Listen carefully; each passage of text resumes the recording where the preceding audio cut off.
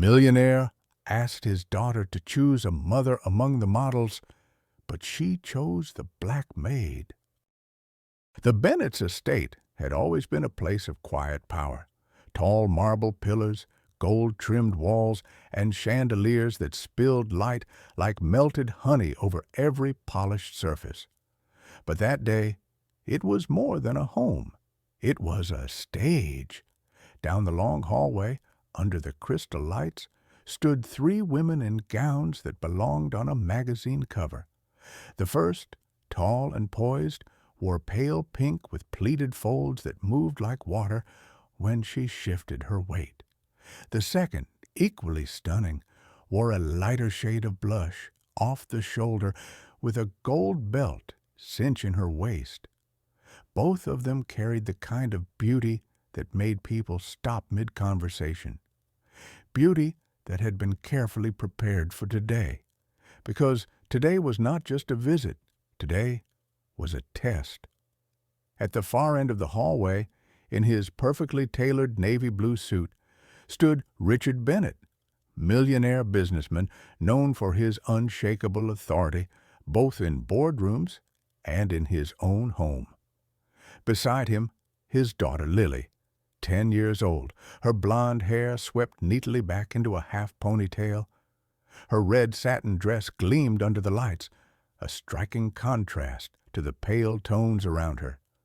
Richard had brought the models here for one reason, to meet Lily and let her choose one of them to be her stepmother.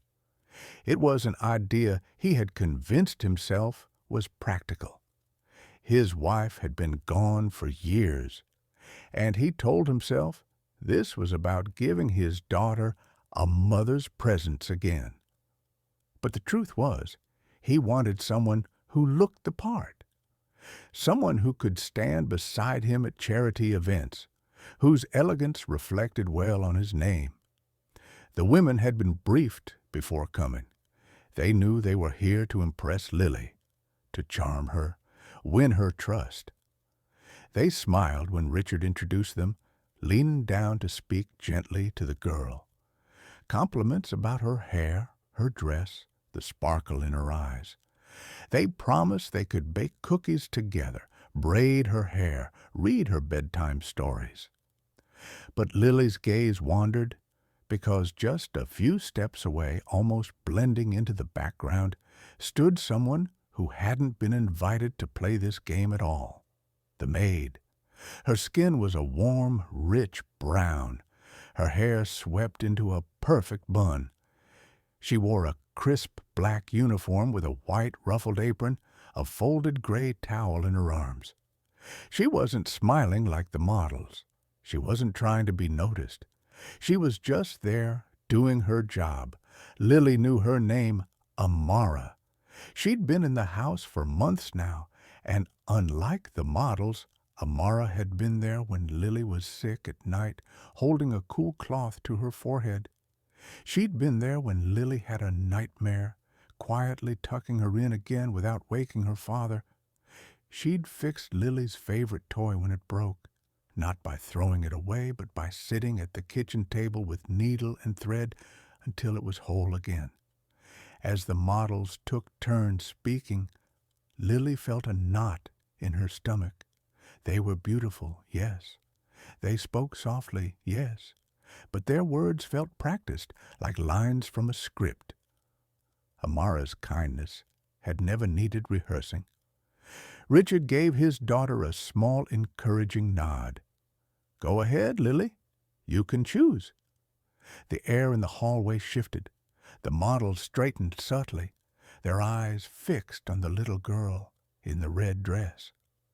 Lily's steps were slow as she moved forward, her shoes tapping gently against the marble floor.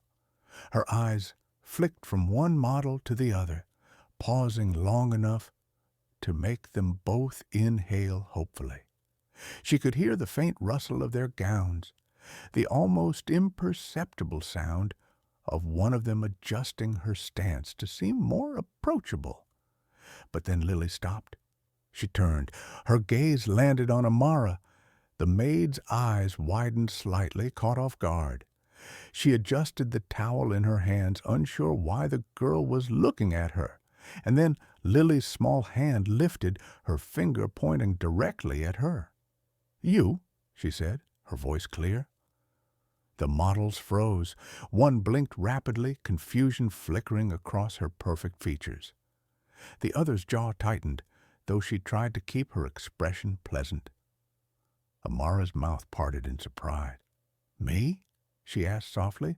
Lily nodded. "Yes, I want you." A beat of silence filled the hallway, so complete that the chandeliers seemed to hum louder above them. Richard's brow furrowed, though not in anger. His eyes shifted from his daughter to the maid, as if trying to piece together the unspoken story between them.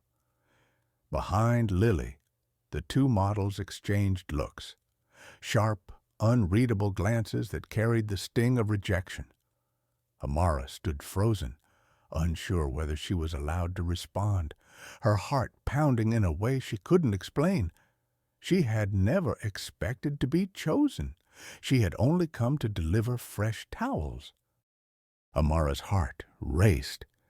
She glanced at Richard, half expecting him to dismiss the idea with a wave of his hand. She was the maid, the person who changed bed sheets and polished silverware, not someone who belonged in this conversation. But Lily's gaze didn't waver. Her small hand was still pointing, her chin tilted with the quiet stubbornness her father knew all too well. Richard cleared his throat, stepping forward. "Lily." His voice was careful, measured. "Are you sure? You can choose anyone here. These ladies came a long way to meet you." "I know," Lily replied softly, "but I want Amara." One of the models, the taller blonde in the pleated gown, forced a laugh, trying to break the tension. "She's sweet, but this is a big decision, darling. You might want to—" "I already decided," Lily cut in, her voice firmer now. The second model shifted her weight, her gold belt catching the light. "Your father asked you to pick someone who can be a mother figure to you.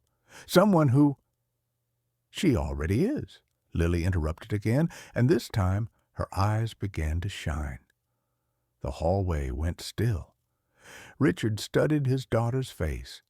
He'd seen that look before, the one she'd worn when she refused to leave her mother's hospital bed, the one that meant she wasn't going to change her mind no matter what he said. "Tell me why," he said at last. Lily lowered her arm, but her voice didn't shake. "Because she's the one who's there when you're not. She listens to me. She doesn't just smile because she has to. She stayed with me all night when I was sick. She fixed Mr. Whiskers when I broke him, even though she could have thrown him away." Her small voice thickened. "She loves me, I can tell." The models exchanged a quick glance, not cruel, but resigned. They had walked into this house expecting a competition of beauty and charm. They hadn't known they were up against years of quiet, consistent care. Amara swallowed hard, her hands tightening on the towel she still held. She hadn't thought anyone noticed the little things she did. She'd done them because it felt right, because she cared.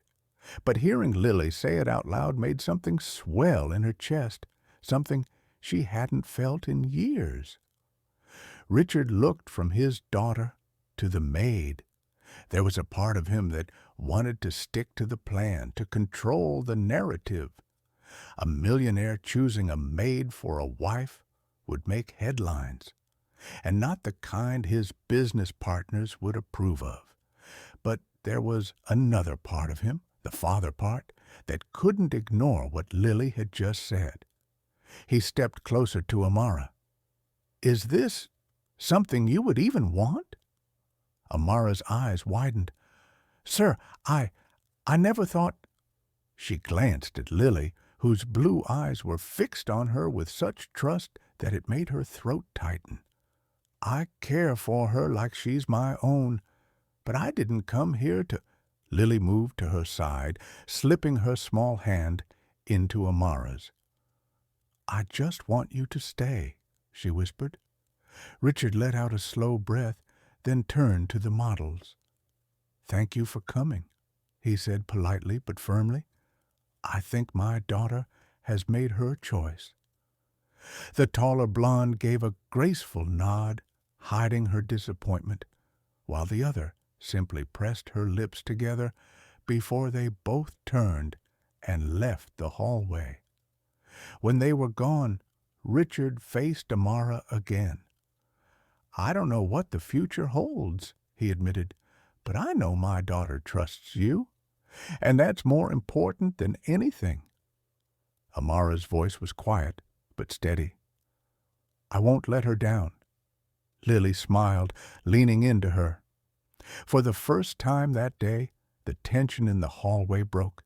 The chandeliers seemed to glow warmer, the house somehow feeling less like a stage and more like a home. Later, when the story spread, because in houses like this, stories always spread, some would call it scandalous, others romantic. But those who really knew the Bennets understood one thing. This wasn't about money, appearances, or social standing. It was about a little girl who knew exactly who had been there for her when it mattered most. And she chose her. If you enjoyed this story, don't forget to give it a thumbs up and hit that subscribe button for more emotional, dramatic, and unexpected tales. And let us know in the comments, where in the world are you watching from? We love hearing from all of you. Until next time, stay kind, stay curious, and keep watching.